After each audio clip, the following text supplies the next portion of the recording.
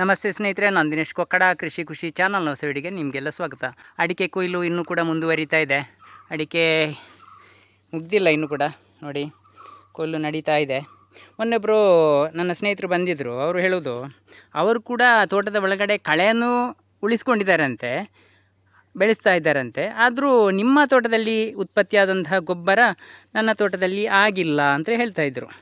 ಯಾಕೆ ಹೀಗಿರ್ಬೋದು ಅಂತ ಈ ವಿಡಿಯೋದಲ್ಲಿ ಸ್ನೇಹಿತರೆ ನಾವು ಕಳೆಯನ್ನು ಬೆಳೆಸುವುದರ ವಿಷಯದ ಬಗ್ಗೆ, ಅಂದರೆ ಯಾವ ರೀತಿ ಬೆಳೆಸುವುದು, ಅದನ್ನು ಹೇಗೆ ನಿರ್ವಹಣೆ ಮಾಡಬೇಕು, ಕಳೆಯನ್ನು ನಿರಂತರವಾಗಿ ಬಿಡಲೇಬೇಕಾ ಅಥವಾ ಗೊಬ್ಬರ ಸೃಷ್ಟಿಯಾಗುವುದಾದರೆ ಹೇಗೆ, ಈ ವಿಷಯದ ಬಗ್ಗೆ ಸ್ವಲ್ಪ ನಾವು ನೋಡ್ತಾ ಹೋಗೋಣ. ನೋಡಿ, ಇಲ್ಲಿ ನಮಗೆ ಮುಖ್ಯವಾದ್ದು ಬೇಕಾ ಏನಂತ ಹೇಳಿದರೆ, ಅಡಿಕೆ ಮರದ ಬುಡಕ್ಕೆ ಯಾವುದೇ ರೀತಿಯ ಗೊಬ್ಬರದ ಅಗತ್ಯ ಇಲ್ಲ ಸ್ನೇಹಿತರೆ. ಯಾಕಂತ ಹೇಳಿದರೆ ಅಡಿಕೆ ಮರದ ಬುಡ ಅಂತ ಹೇಳುವುದು ಅಲ್ಲಿ ಬೇರುಗಳು ಹುಟ್ಟುವ ಜಾಗ ಅಷ್ಟೇ. ಬೇರು ಹುಟ್ಟಿ ಅದು ಮುಂದೆ ಬೆಳವಣಿಗೆ ಆಗ್ತಾ ಹೋಗ್ತದೆ ಎದುರೆದುರು. ಅಂದರೆ ಹೆಚ್ಚು ಕಡಿಮೆ ಎಷ್ಟು ದೂರ ಅಂತ ಹೇಳಿದರೆ, ಈ ನಮ್ಮ ಅಡಿಕೆ ಸೋಗೆ ಇದೆ ನೋಡಿ, ಅಂದರೆ ಅಲ್ಲಿ ನೋಡಿ ಕಾಣ್ತದೆ ನಿಮಗೆ, ಅದರ ತುದಿವರೆಗೆ ಇದೆ ಅಂತ ಲೆಕ್ಕ. ನಿಜವಾಗಿ ಆದರೆ ಅದಕ್ಕಿಂತಲೂ ಜಾಸ್ತಿ ದೂರ ಹೋಗಿರ್ತದೆ. ಆದರೆ ನಾವೊಂದು ಅಂದಾಜು ಲೆಕ್ಕ. ಅಥವಾ ನೀವು ಯಾರು ಕೂಡ ಗೊಬ್ಬರ ಹಾಕುತ್ತಿದ್ರೆ ಎಲ್ಲಿ ಹಾಕಬೇಕಂತ ಹೇಳಿದರೆ, ಗೊಬ್ಬರ ಕೊಡುವವರಾದರೆ 4 ಅಡಿಕೆ ಮರದ ಮಧ್ಯಕ್ಕೆ ಅಂತ ಲೆಕ್ಕ. ಯಾಕಂತ ಹೇಳಿದರೆ ಎಲ್ಲ ಗಿಡಗಳ ಬೇರುಗಳು ಅಲ್ಲಿ ಸಂಧಿಸುವಂಥ ಜಾಗ, ಅಲ್ಲಿ ಯಥೇಚ್ಛವಾಗಿ ಅಡಿಕೆ ಬೇರುಗಳು ಇರ್ತದೆ, ಅಂದರೆ ಜಾಸ್ತಿ ಇರ್ತದೆ ಅಂತ. ಎಲ್ಲರೂ ಮಾಡೋದೇನು, ಅಡಿಕೆ ಮರದ ಬುಡಕ್ಕೆ ಗೊಬ್ಬರ ಕೊಡ್ತಾ ಇದ್ದಾರೆ. ಇರಲಿ ಸ್ನೇಹಿತರೆ, ಇಲ್ಲಿ ವಿಷಯ ಏನಂತ ಹೇಳಿದರೆ, ನಾನು ಕಳೆಗಳನ್ನು ಬೆಳೆಸಿಕೊಂಡು ಅಥವಾ ಕಳೆಗಳನ್ನು ಉಳಿಸಿಕೊಂಡು ಗೊಬ್ಬರವನ್ನು ಹೇಗೆ ಸೃಷ್ಟಿ ಮಾಡಿದ್ದೇನೆ ಅಂತ. ಇಲ್ಲಿ ನೀವು ಗಮನಿಸಿ, ಇಲ್ಲಿ ಒಂದು ಅಡಿಕೆ ಗಿಡ ಇದೆ, ಇಲ್ಲಿ ಒಂದು ಅಡಿಕೆ ಗಿಡ ಇದೆ, ಇಲ್ಲಿ 4 ಅಡಿಕೆ ಮರದ ಮಧ್ಯೆ ಇದು ಜಾಗ. ಇಲ್ಲಿ ನೋಡಿ ಮಣ್ಣು ಹೇಗೆ ಆಗಿದೆ ಅಂತ ಹೇಳಿದರೆ, ಇಲ್ಲಿ ನಿಮಗೆ ಸ್ಪಷ್ಟವಾಗಿ ಕಾಣಬಹುದು ಗೊಬ್ಬರದ ರಚನೆ ಹೇಗೆ ಆಗಿದೆ ಅಂತ. ಮಣ್ಣನ್ನು ನೋಡಿದರೆ ಗೊತ್ತಾಗ್ಬೋದು. ಇಲ್ಲಿ ಮಣ್ಣಿನಲ್ಲಿ ಬೇಕಾದಷ್ಟು ಪೋಷಕಾಂಶಗಳು, ಎರೆಹುಳದ ಹಿಕ್ಕೆ ಎಲ್ಲವಿದೆ ಇಲ್ಲಿ ನಿಮಗೆ ಕಾಣಬಹುದು. ಅಡಿಕೆಯ ಬೇರುಗಳನ್ನು ನೋಡಿ ಎಲ್ಲಿದೆ ಅಂತ, ಮೇಲ್ಮಟ್ಟದಲ್ಲಿದೆ ಸ್ನೇಹಿತರೆ. ಅಡಿಕೆ ಗಿಡದ ಬೇರುಗಳು ಅಥವಾ ಯಾವುದೇ ಗಿಡಗಳ ಬೇರುಗಳು ಕೂಡ ಗೊಬ್ಬರ ಹೀರಿಕೊಳ್ಳುವ ಬೇರು ಮಣ್ಣಿನ ಮೇಲ್ಗಡೆನೇ ಇರ್ತದೆ. ಕೆಲವರಿಗೆ ಅಡಿಕೆ ಮರದ ಬೇರು, ಅಡಿಕೆ ಗಿಡದ ಬೇರು ಹೇಗಿದೆ ಅಂತಲೇ ಗೊತ್ತಿಲ್ಲ. ಅಡಿಕೆ ಮರದ ಬುಡದಲ್ಲಿ ದಪ್ಪನೆ ಬೇರು ಇರ್ತದೆ ನೋಡಿ, ಯಾವುದು ಅಡಿಕೆ ಮರ ಬೀಳದಾಗೆ ನೋಡಿಕೊಳ್ಳುವಂಥ ಬೇರು ಇರ್ತದೆ, ದಪ್ಪನೆ ಬೇರು, ಅದೇ ಅಡಿಕೆ ಗೊಬ್ಬರ ಹೀರುವ ಬೇರು ಅಂತ ಅಂದ್ಕೊಂಡಿದ್ದಾರೆ. ಅಡಿಕೆ ಗಿಡದ ಬೇರುಗಳು ಅತಿ ಸೂಕ್ಷ್ಮವಾದ, ಅತಿ ಸಣ್ಣದಾದ ಬೇರುಗಳು. ಈ ಬೇರುಗಳ ಸಂಖ್ಯೆ ಅತಿ ಹೆಚ್ಚಾಗಿರಬೇಕಾದ್ರೆ ಮಣ್ಣು ಲೂಸ್ ಆಗಿರಬೇಕು ಸ್ನೇಹಿತರೆ, ಅಂದರೆ ಮೆದುವಾಗಿರಬೇಕು. ಹಾಗಿದ್ರೆ ಮಾತ್ರ ನಮ್ಮ ಅಡಿಕೆ ತೋಟದಲ್ಲಿ ಬೇರುಗಳು ಸೃಷ್ಟಿಯಾಗ್ತಾ ಹೋಗ್ತದೆ ಯಥೇಚ್ಛವಾಗಿ. ಇಲ್ಲದಿದ್ದರೆ ಗಟ್ಟಿ ಮಣ್ಣಾದರೆ, ಬರಡು ಮಣ್ಣಾದರೆ ಬೇರುಗಳ ಸಂಖ್ಯೆ ತುಂಬ ಕಮ್ಮಿ ಇರ್ತದೆ ಸ್ನೇಹಿತರೆ. ಹೀಗಾದಾಗ ಏನಾಗ್ತದೆ, ಅಡಿಕೆ ಗಿಡಕ್ಕೆ ಪೋಷಕಾಂಶ ಲಭ್ಯತೆ ಕಮ್ಮಿ ಆಗ್ತದೆ. ಬೇರುಗಳಿಲ್ಲದಿದ್ದರೆ ಪೋಷಕಾಂಶ ಹೀರ್ಕೊಳ್ಳೋದಾದರೆ ಹೇಗೆ? ನೀವು ಹಾಕಿದ ಗೊಬ್ಬರವನ್ನಾದರೂ ಹೀರ್ಕೊಳ್ಳಲಿಕ್ಕೆ ಅದು ಬೇರು ಬೇಕೇ ಬೇಕಲ್ವಾ? ಹಾಗಾಗಿ ಏನಾಗ್ತದೆ, ಗೊಬ್ಬರ ಹೀರಿಕೊಳ್ಳುವ ಪ್ರಮಾಣ ಕಮ್ಮಿ ಇರ್ತದೆ ಸ್ನೇಹಿತರೆ. ಅಂದರೆ ಇದು ಎಲ್ಲವೂ ನಾನು ಹೇಳ್ತಾ ಇರೋದು ಒಂದಕ್ಕೆ ಒಂದು ಪೂರಕವಾಗಿರುವಂಥ ವಿಷಯ. ಕೇವಲ ಕಳೆಯನ್ನು ಬೆಳೆಸ್ಕೊಂಡೇ ಕೂತ್ಕೊಂಡ್ರೆ ಆಗೋದಿಲ್ಲ, ಅಲ್ಲಿ ಗೊಬ್ಬರ ಸೃಷ್ಟಿಯಾಗಿರಲೇಬೇಕು. ಗೊಬ್ಬರ ಸೃಷ್ಟಿಯಾಗೋದೇನಂತ ಹೇಳಿದರೆ, ನಾವು ತಪ್ಪಿಸಿ ಕೂಡ ರಾಸಾಯನಿಕ ಗೊಬ್ಬರ ಕೊಡುವಾಗಿಲ್ಲ. ರಾಸಾಯನಿಕ ಗೊಬ್ಬರ ಕೊಟ್ಟರೆ ಏನಾಗ್ತದೆ, ಈ ಸೃಷ್ಟಿಯಾದಂಥ ಜೀವಿಗಳೆಲ್ಲ ಸತ್ತು ಹೋಗ್ತದೆ. ರಾಸಾಯನಿಕ ಗೊಬ್ಬರ ಕೊಡದಿದ್ದರೆ ಅಡಿಕೆ ಗಿಡಕ್ಕೆ ಪೋಷಕಾಂಶ ಕಮ್ಮಿ ಆಗ್ತದೆ. ಅಂದರೆ ಇಲ್ಲಿ ಇದು ಎಲ್ಲಿಂದ ಬರಬೇಕು? ನಾವು ಅಡಿಕೆ ಗಿಡವನ್ನು ನೆಟ್ಟಲ್ಲಿಂದಲೇ ಬಂದರೆ, ಅಂದರೆ ನಾವು ಸಣ್ಣ ಗಿಡವನ್ನು ನಾಟಿ ಮಾಡಿರ್ತೇವೆ ನೋಡಿ, ಆ ಸಮಯದಲ್ಲೇ ಅದಕ್ಕೆ ನಾವು ಗೊಬ್ಬರವನ್ನು ಕೊಡದೆ ನಾವು ತೋಟವನ್ನು ಮುಂದೆ ಬೆಳೆಸ್ಕೊಂಡು ಬಂದರೆ, ನಮ್ಮ ಆ ಅಡಿಕೆ ಗಿಡಗಳು ಕೂಡ ನಮ್ಮ ಮಣ್ಣಿನಲ್ಲಿರುವಂಥ ಪೋಷಕಾಂಶಗಳನ್ನು ಹೀರಿಕೊಂಡು ಬೆಳೆಯುವ ಶಕ್ತಿಯನ್ನು ಪಡೆದುಕೊಂಡಿರ್ತದೆ. ಇದು ಗೊಬ್ಬರವನ್ನು ಕೊಟ್ಟು ಅಭ್ಯಾಸ ಮಾಡಿರುವಂಥ ತೋಟಗಳಿಗೆ ಇದು ಸ್ವಲ್ಪ ಕಷ್ಟ ಸ್ನೇಹಿತರೆ. ಯಾಕಂತ ಹೇಳಿದರೆ ಆ ಗಿಡಗಳಿಗೆ ಅದು ಅಭ್ಯಾಸ ಇರೋದಿಲ್ಲ, ಅದಕ್ಕೆ ನೀವು ಹಾಕಿರುವಂಥ ಗೊಬ್ಬರವನ್ನು ಹೀರಿಕೊಂಡೇ ಗೊತ್ತಿರುವುದು. ಆದರೆ ಇಲ್ಲಿ ನನ್ನ ತೋಟದಲ್ಲಿರುವ ಗಿಡಗಳಿಗೆ ನಾನು ಸಣ್ಣ ನಾಟಿ ಮಾಡಿದ ಗಿಡದಿಂದಲೇ ಯಾವುದೇ ರೀತಿಯ ಗೊಬ್ಬರ ಕೊಡಲಿಕ್ಕೆ ಹೋಗೋದಿಲ್ಲ. ಹಾಗಾದಾಗ ಏನಾಗ್ತದೆ, ಕಾಡು ಗಿಡಗಳೆಲ್ಲ ಬೇಕಾದಷ್ಟು ಲಕ್ಷಾಂತರ ಕಾಡು ಗಿಡಗಳಿದೆ ನಮ್ಮ ಸುತ್ತಮುತ್ತ. ಯಾರಾದರೂ ಅದಕ್ಕೆ ಗೊಬ್ಬರ ಕೊಡ್ತಾರಾ? ಇಲ್ಲ. ಅಂದರೆ ಆ ಗಿಡಗಳಿಗೆ ನಮ್ಮ ಮಣ್ಣಿನಲ್ಲಿರುವ ಪೋಷಕಾಂಶಗಳನ್ನು ಹೀರಿಕೊಂಡು ಬೆಳೆಯುವ ಶಕ್ತಿ ಸಣ್ಣ ಗಿಡದಿಂದಲೇ ಬಂದಿರ್ತದೆ ಸ್ನೇಹಿತರೆ. ಇನ್ನು ಮುಂದಿನ ವಿಷಯ ಏನಂತ ಹೇಳಿದರೆ, ಕಳೆಗಳನ್ನು ಉಳಿಸಿಕೊಂಡು ಗೊಬ್ಬರವನ್ನು ಸೃಷ್ಟಿ ಮಾಡೋದು ಹೇಗೆ ಅಂತ. ಇಲ್ಲಿ ಕಳೆಗಳನ್ನು ಬೆಳೆಸ್ತಾರೆ ಹೆಚ್ಚಿನವರು, ಆದರೆ ಅದನ್ನು ನಿರಂತರವಾಗಿ ಅಲ್ಲೇ ಉಳಿಸಿಕೊಳ್ಳುವುದಿಲ್ಲ.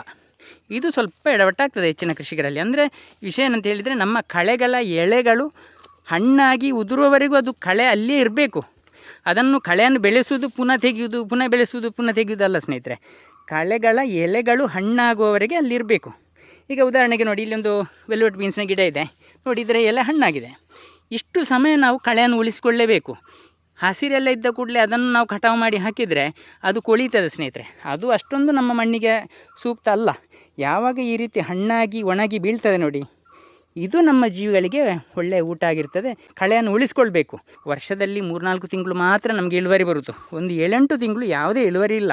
ಹಾಗಾಗಿ ನಾವು ಇಳುವರಿ ಇಲ್ಲದ ಸಮಯದಲ್ಲಿ ನಾವು ಪದೇ ಪದೇ ಕಳೆಯನ್ನು ತೆಗೆಯುವಂಥ ಗೋಜಿಗೆ ಹೋಗುವ ಅಗತ್ಯ ಇಲ್ಲ ಸ್ನೇಹಿತರೆ. ನಾವು ಬೇರೆ ಬೇರೆ ಗಿಡಗಳನ್ನು ನಾಟಿ ಮಾಡಬೇಕು ತೋಟದ ಒಳಗಡೆ. ನೋಡಿ, ಇಲ್ಲಿ ಜಾಯಿಕಾಯಿ ಗಿಡ ಇದೆ. ಇದರ ಅಡಿಭಾಗವನ್ನು ತೋರಿಸ್ತೇನೆ ನಿಮಗೆ. ಎಷ್ಟು ಜಾಯಿಕಾಯಿ ಒಣಗಿದೆ ಎಲ್ಲ ಬಿದ್ದಿದೆ ರಾಶಿ ರಾಶಿ ಅಂತ ನೋಡಿ. ಇಲ್ಲಿ ಎಲ್ಲ ಅದೇ ಇರೋದು ನೋಡಿ, ಒಣಗಿದೆ ಎಲೆಗಳು. ಇದು ಯಾವುದೇ ರೀತಿಗೂ ಕೊಳೆಯುವುದಿಲ್ಲ ಸ್ನೇಹಿತರೆ. ಇಲ್ಲಿರೋ ಮಣ್ಣನ್ನು ನೀವು ಗಮನಿಸಿ ನೋಡಿ ಹೇಗಿದೆ ಅಂತ ನೋಡಿ. ಕೈಯಲ್ಲಿ ಬಾಚಿದಷ್ಟು ಬರ್ತದೆ ನೋಡಿ. ಇದು ಜಾಯಿಕಾಯಿ ಗಿಡದ ಅಡಿಭಾಗದಲ್ಲಿರುವಂಥ ಮಣ್ಣು. ಅಡಿಕೆ ಗಿಡ ಇಲ್ಲೇ ಇದೆ ನೋಡಿ. ನನ್ನ ಅಡಿಕೆ ಜಾಯಿಕಾಯಿ 4 ಅಡಿಕೆ ಗಿಡದ ಮಧ್ಯದಲ್ಲಿದೆ ನೋಡಿ. ಬೇಕಾದಷ್ಟು ರಾಶಿ ರಾಶಿ ತರೆಗೆಳೆಗಳು ಬಿದ್ದಿದೆ ನೋಡಿ. ಇದನ್ನೆಲ್ಲ ನಮ್ಮ ಜೀವಿಗಳು ತಿಂತಾ ಇರ್ತದೆ ನೋಡಿ. ಇಲ್ಲಿ ಗಮನಿಸಿ ನೋಡಿ, ಎಷ್ಟು ರಾಶಿ ರಾಶಿ ಇದೆ ನೋಡಿ. ಇಲ್ಲಿರುವ ನೀವು ಮಣ್ಣನ್ನು ಸೂಕ್ಷ್ಮವಾಗಿ ಗಮನಿಸಿ ನೋಡಿ. ನಮ್ಮ ತೋಟದಲ್ಲಿರುವ ಮಣ್ಣನ್ನು ಹೀಗೆ ಕೆದಕುವಾಗ ಕೈಯಲ್ಲಿ ಬರಬೇಕು. ಹೀಗೆ ಬಂದರೆ ಆ ಮಣ್ಣು ಸ್ಮೂತ್ ಆಗಿದೆ, ಮೆದುವಾಗಿದೆ ಅಂತ ಲೆಕ್ಕ. ಇಂತಹ ಜಾಗದಲ್ಲಿ ನಮ್ಮ ಅಡಿಕೆ ಗಿಡದ ಬೇರುಗಳು ಈ ಮಣ್ಣಿನಲ್ಲಿರುವ ಪೋಷಕಾಂಶವನ್ನು ಹೀರ್ತಾ ಇರ್ತದೆ. ಹೀಗಾದಾಗ ಮಾತ್ರ ಸ್ನೇಹಿತರೆ ಅಡಿಕೆ ಗಿಡಗಳು ಕೂಡ ಉತ್ತಮ ಬೆಳವಣಿಗೆಯನ್ನು ಹೊಂದ್ತದೆ. ಇಲ್ಲದಿದ್ದರೆ ಕೇವಲ ನಾವು ಕಳೆಯನ್ನು ಬೆಳೆಸಿದ್ದೇವೆ, ನಮ್ಮ ಮಣ್ಣಿನಲ್ಲಿ ಗೊಬ್ಬರ ಸೃಷ್ಟಿಯಾಗುವುದಿಲ್ಲ ಅಂತ ಹೇಳಿದರೆ ಅರ್ಥ ಇಲ್ಲ ಅದಕ್ಕೆ. ಎಲ್ಲಿವರೆಗೆ ಅದು ಇರಬೇಕು ಅಂತ ಹೇಳಿದರೆ ಕಳೆಗಳು ಅದರ ಎಲೆಗಳು ಹಣ್ಣಾಗಿ ಉದುರುವವರೆಗೂ ಇರಬೇಕು ಆ ಕಳೆ. ನಾವು ಕಳೆಯನ್ನು ಬೆಳೆಸುವುದು ಪುನಃ ಕಡಿಯುವುದು ಅದಲ್ಲ ಕ್ರಮ. ಹಸಿರೆಲೆ ನಮಗೆ ತೋಟಕ್ಕೆ ಅಷ್ಟೊಂದು ಸೂಕ್ತ ಅಲ್ಲವೇ ಅಲ್ಲ. ಯಾಕಂತ ಹೇಳಿದರೆ ಹಸಿರೆಲೆಗಳನ್ನು ನಾವು ತಂದು ಹಾಕಿದರೆ ಅದು ಕೊಳೆಯುತ್ತದೆ, ಒಣಗಿದ ಎಲೆಗಳು ಕೊಳೆಯುವುದಿಲ್ಲ. ಹೀಗೆ ನೋಡಿ, ಈ ಸೋಗೆಯನ್ನು ಗಮನಿಸಿ. ಇಲ್ಲಿದೆ 4 ಅಡಿಕೆ ಗಿಡದ ಮಧ್ಯದಲ್ಲಿದೆ. ಅದು ನಾನು ಇಲ್ಲಿ ಕೆಲಸ ಮಾಡ್ತಾ ಇಲ್ಲ. ಇದರಲ್ಲಿರುವ ಹಾಳೆಯನ್ನು ತೆಗೆದು ನಾವು ಪ್ಲೇಟ್ ಮಾಡುವ ಕಾರಣ, ಹಾಳೆಯನ್ನು ತುಂಡು ಮಾಡುವ ಕಾರಣ ಇಲ್ಲಿ 4 ಅಡಿಕೆ ಮರದ ಮಧ್ಯಕ್ಕೆ ಹಾಕಿಬಿಟ್ಟಿದ್ದೇನೆ. ಇಲ್ಲದ್ರೆ ಇನ್ನು ಮಳೆಗಾಲದಲ್ಲಿ ಬೀಳುವ ಸೋಗೆಗಳನ್ನೆಲ್ಲ ನಾವು ಮುಟ್ಲಿಕ್ಕೆ ಹೋಗೋದಿಲ್ಲ, ನಾವು ಪದೇ ಪದೇ ತೋಟಕ್ಕೂ ಬರುವುದಿಲ್ಲ. 4 ಅಡಿಕೆ ಗಿಡದ ಮಧ್ಯಕ್ಕೆ ನೀವು ಏನೇ ಹಾಕುವುದಿದ್ರೂ ಹಾಕಿಬಿಡಿ ಸ್ನೇಹಿತರೆ. ಹಾಗೇನಾಗ್ತದೆ, ಎಲ್ಲ ಗೊಬ್ಬರಗಳು ಅಲ್ಲಿ ಸೃಷ್ಟಿಯಾಗ್ತಾ ಇರ್ತದೆ. ನಮ್ಮ 4 ಅಡಿಕೆ ಮರದ ಬೇರುಗಳು ಕೂಡ ಅಲ್ಲಿ ಜಮಾವಣೆ ಆಗ್ತದೆ. ಅಂದರೆ ನಿಮಗೆ 4 ಕೆಲಸಗಳು ಒಂದೇ ಸಮಯದಲ್ಲಿ ಆಯಿತು. ಪ್ರತಿ ಅಡಿಕೆ ಮರದ ಬುಡಕ್ಕೆ ಹೋಗಿ ಗೊಬ್ಬರ ಹಾಕಿದರೆ ಅಲ್ಲಿರುವಂತಹ ಬೇರುಗಳು ಕೂಡ ಕೊಳೀತದೆ. ಅಂದರೆ ತ್ಯಾಜ್ಯಗಳು ಕೊಳೆಯುವಾಗ, ಅಥವಾ ನೀವು ಹಸಿರೆಲೆ ಗೊಬ್ಬರ ಹಾಕ್ತೀರಿ. ನಾನು ತುಂಬ ತೋಟದ ಕೃಷಿಕರನ್ನು ನೋಡಿದ್ದೇನೆ. ಅಡಿಕೆ ಗಿಡವನ್ನು ನೆಡುವುದು, ಹಸಿರೆಲೆ ಗೊಬ್ಬರವನ್ನು ಬುಡಕ್ಕೆ ತುಂಬಿಸುವುದು. ಪ್ರತಿ ವರ್ಷ ಕೂಡ ಬೇರುಗಳು ಗಿಡಗಳು ಸಾಯ್ತಾ ಹೋಗ್ತದೆ. ಆದರೆ ಇಷ್ಟರವರೆಗೆ ಅದು ಯಾಕೆ ಸತ್ತಿದೆ ಅಂತ ಯಾರೂ ನೋಡಲಿಲ್ಲ ಸ್ನೇಹಿತರೆ. ಇಷ್ಟೇ ನಮ್ಮ ಕೃಷಿಕರ ಎಡವಟ್ಟೇನು ಅಂತ ಹೇಳಿದರೆ, ಯಾವುದನ್ನು ಕೂಡ ಗಮನಿಸುವುದಿಲ್ಲ, ಏನಾಗಿದೆ ಅಂತ ಅವರಿಗೆ ಗೊತ್ತಿರುವುದಿಲ್ಲ. ಎಲ್ಲರನ್ನು ಇನ್ನೊಬ್ಬರಲ್ಲಿ ಕೇಳೋದು. ತುಂಬ ಕೃಷಿಕರನ್ನು ನೋಡಿದ್ದೇನೆ, ಅವರು ಮಾಡಿರುವುದೇನು, ಅಡಿಕೆ ಗುಂಡಿಗೆ ಗಿಡಗಳನ್ನು ನೆಟ್ಟು ಅದರ ಬುಡಕ್ಕೆ ಹಸಿರೆಳೆಯನ್ನು ತುಂಬಿಸಿರ್ತಾರೆ. ಮಳೆಗೆ ನೀರಿಗೆ ನಿಂತು ಕೊಳೀತದೆ. ಕೊಳೆಯುವಾಗ ಏನಾಗ್ತದೆ, ಈ ಅಡಿಕೆ ಎಳೆ ಗಿಡಗಳು ಕೂಡ ಸತ್ತು ಹೋಗ್ತದೆ, ಒಟ್ಟಿಗೆ ಕೊಳೀತದೆ. ಹೀಗಾದಾಗ ಇದನ್ನು ಯಾರು ಕೂಡ ಗಮನಿಸಿದ್ದು ಯಾಕೆಂತ ಅರ್ಥ ಮಾಡುವಷ್ಟು ಶಕ್ತಿ ಯಾರಿಗಿಲ್ಲ. ಅವರು ಮಾಡೋದೇನು, ಯಾರತ್ತಾದರೂ ನೆರೆಕರೆಯವರಲ್ಲಿ ಅಥವಾ ಇನ್ನೊಬ್ಬರಲ್ಲಿ ಕೇಳೋದು. ಅವರಿಗೆ ಅದಕ್ಕೂ ಮೊದಲು ಗೊತ್ತಿಲ್ಲ. ಹೀಗಾಗಿ ಕೃಷಿಕರು ನಾವು ಅಧ್ಯಯನ ಮಾಡಬೇಕು. ನಮ್ಮ ಸ್ವಂತ ಆಲೋಚನೆಯನ್ನು ಬಳಸಿ ಕೃಷಿ ಮಾಡಿದರೆ ನಮ್ಮ ಕೃಷಿಯಲ್ಲಿ ಯಾವತ್ತೂ ನಮಗೆ ಸೋಲಾಗುವುದಿಲ್ಲ ಸ್ನೇಹಿತರೆ. ನೋಡಿ, ಇಲ್ಲಿ ಒಂದು ಜಾಯಿಕಾಯಿ ನೋಡಿ ಅರಳೀಲಿಕ್ಕೆ ಪ್ರಾರಂಭ ಆಗಿದೆ ನೋಡಿ. ಜಾಯಿಕಾಯಿ ಬೆಳೆದು ಈ ರೀತಿಯ ಕಾಯಿಯನ್ನು ಕೊಡ್ತದೆ. ನಮಗೆ 2 ರೀತಿಯಲ್ಲಿ ನಮಗೆ ಆದಾಯ ಬರ್ತದೆ. ಈ ಕೆಂಪಾಗಿ ಕಾಣುವಂಥದ್ದು ಅದು ಪತ್ರೆ ಅಂತ ಹೇಳ್ತಾರೆ, 1,500 ಇದೆ ಸ್ನೇಹಿತರೆ ಕೆಜಿಗೆ. ಅದರ ಒಳಗೆ ಕಪ್ಪಗಿನ ಗೋಟ್ ಇರ್ತದೆ, 400 ರೂಪಾಯಿ ಇದೆ ಕೆಜಿಗೆ. ನೋಡಿ, ಇಲ್ಲೊಂದು ಬಿದ್ದಿದೆ. ಇದು ಸಂಪೂರ್ಣವಾಗಿ ಬೆಳೆದಾಗ ಈ ರೀತಿ ಬೆರೀತದೆ. ನಂತರ ಅದನ್ನು ನಾವು ಬಿಡಿಸಿ ಒಣಗಿಸಿ ಮಾರುಕಟ್ಟೆಗೆ ಕೊಂಡೋಗೋದು ಅಷ್ಟೇ ಸ್ನೇಹಿತರೆ. ಇಲ್ಲಿ ಲಾಭ ಏನಂತ ಹೇಳಿದರೆ, ನಾವು ಇದನ್ನು ಲಾಭ ಅಂತ ಹೇಳಿದ್ರೂ ಕೂಡ ನಮ್ಮ ಉದ್ದೇಶ ಏನಾಗಿರ್ಬೇಕಂತ ಹೇಳಿದರೆ, ಅಡಿಕೆ ತೋಟಕ್ಕೆ ಈ ರೀತಿಯ ಎಲೆಗಳು ನೋಡಿ, ಎಳೆಯ ಕಾಯಿಗಳೆಲ್ಲ ಬಿದ್ದಿದೆ ನೋಡಿ, ಕಾಣ್ಬೋದು ನಿಮಗೆ. ಇದೆಲ್ಲ ಜೀವಿಗಳಿಗೆ ಆಹಾರ ನೋಡಿ. ಇದು ಕಪ್ಪಾಗಿ ಬಂತು. ಇನ್ನು ಇದನ್ನೆಲ್ಲ ನಮ್ಮ ಅಡಿಕೆ ತೋಟದಲ್ಲಿರುವ ಎಲ್ಲ ಜೀವಿಗಳು, ಎರೆಹುಳ, ಗೆದ್ದಲು, ಯಾವ್ಯಾವ ರೀತಿಯ ಹುಳಗಳು ಎಲ್ಲ ಸೇರಿ ಇದನ್ನು ತಿಂದು ಜೀರ್ಣ ಮಾಡಿ ನಮ್ಮ ತೋಟಕ್ಕೆ ಗೊಬ್ಬರ ಮಾಡಿ ಕೊಡ್ತದೆ. ನೋಡಿ ಎಷ್ಟು ರೀತಿಯ ಪೋಷಕಾಂಶಗಳಿರುವಂಥ, ಇದರಲ್ಲಿರುವಂಥ ಪೋಷಕಾಂಶಗಳನ್ನು ನಾವು ಯಾವುದೇ ಬೆಲೆ ಕಟ್ಟಲಿಕ್ಕೆ ಆಗೋದಿಲ್ಲ. ಅಂದರೆ ಅಷ್ಟು ಅಡಿಕೆ ಗಿಡಗಳಿಗೆ ಆಗಲಿ ಯಾವುದೇ ಗಿಡಗಳಿಗೆ ಆಗಲಿ ತಿಂದು ತೇಗುವಷ್ಟು ಗೊಬ್ಬರ ಸೃಷ್ಟಿಯಾಗಿರ್ತದೆ ಸ್ನೇಹಿತರೆ. ಇದುವೇ ಒಂದು ಕೃಷಿ ಪದ್ಧತಿ ಅಂತ ಹೇಳಿದರೆ ಶೂನ್ಯ ಬಂಡವಾಳ ಕೃಷಿ ಪದ್ಧತಿ ಅಂತ. ಅಂದರೆ ಇದರಲ್ಲಿ ನಮಗೆ ಯಾವುದೇ ತಲೆಬಿಸಿ ಮಾಡುವಂಥ ವಿಷಯ ಇಲ್ಲ. ಪ್ರಕೃತಿಯ ಮೇಲೆ ಬಿಟ್ಟು ಬಿಡುವುದಾಚೆ, ಅಡಿಕೆ ಗಿಡವನ್ನು ಭೂಮಿಯ ಮೇಲೆ ಹಾಕಿ ಬಿಡುವುದಾಚೆ, ಬಾಕಿ ಎಲ್ಲವನ್ನು ಪ್ರಕೃತಿಯೇ ನೋಡಿಕೊಳ್ತದೆ. ನಾವು ನೆಮ್ಮದಿಯಾಗಿ ನಮ್ಮ ಮನೆಯಲ್ಲಿ ನಮ್ಮ ಕೆಲಸ ಕಾರ್ಯಗಳಲ್ಲಿ ಇನ್ನೊಂದು ರೀತಿಯಲ್ಲಿ ಹಣ ಮಾಡ್ತಾ, ಇದರಲ್ಲಿರುವ ಹಣವನ್ನು ಉಳಿಸ್ಕೊಳ್ತಾ ಮುಂದಿನ ನಮ್ಮ ಜೀವನಕ್ಕೆ ಅದನ್ನು ಉಪಯೋಗಿಸ್ತಾ ನೆಮ್ಮದಿಯಾಗಿ ಇರುವುದು, ಸಾಲ ಒಂದು ಮಾಡದೆ.